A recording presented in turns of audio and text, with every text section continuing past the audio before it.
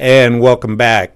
Let's hear some more from our guest today, Bryan O., the author of Groom Lake, a novel. And Bryan goes into fringe sciences in that.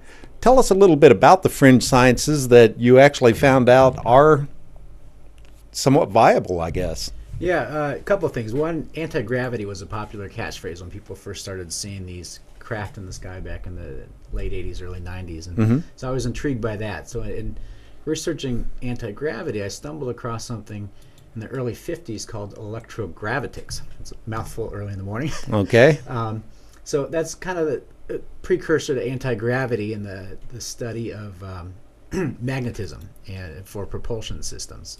So what I was intrigued by was how popular that field of study was in the early 50s. And coincidentally, it's shortly after or right in the middle of the whole UFO phenomenon. You had Roswell in 47, and then UFOs became such a hot topic.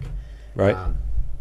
So it looks like out of that technology, I mean, people often ask, are there aliens out there? What's going on with the UFOs? My answer to that is, at this point, it doesn't really matter if there's aliens out there or if there are even any extraterrestrials visiting Earth.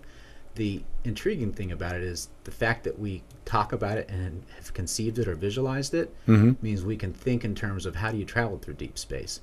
So it's kind of led us to just have this whole thought process. And electrogravitics was one of the ideas behind that. It has to do with warping the space-time continuum and wormholes, all stuff that Einstein had started working on back in those days. So just pretty intriguing to know that this whole anti-gravity movement and thought process started many, many years back. You mentioned something when we were off camera about helium-3. What's going on with that? So that's another aspect as I tried to explore, what might be going on in the 90s out at Area 51 or just at these top secret bases in general. I started exploring fringe sciences.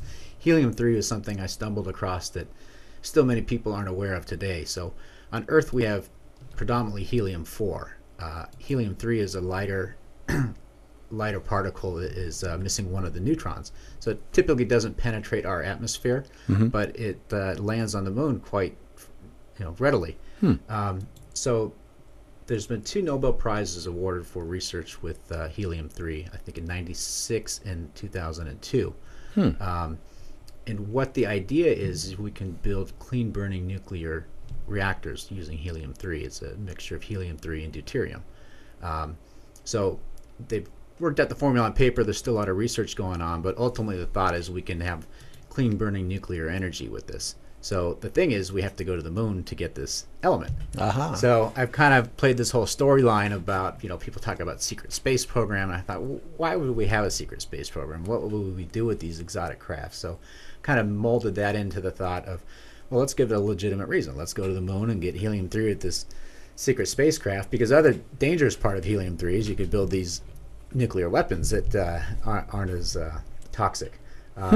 So it kind of presents this whole enigma of moving forward of getting this element.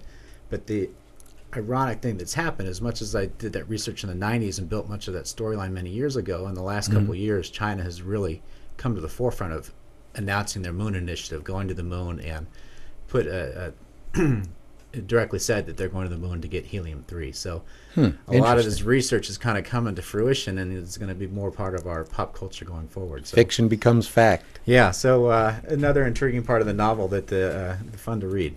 Just out of curiosity, have you ever been out near the Area 51 and seen some of these things here, like the signs, Absolutely. or possibly what do we have here, the front gate?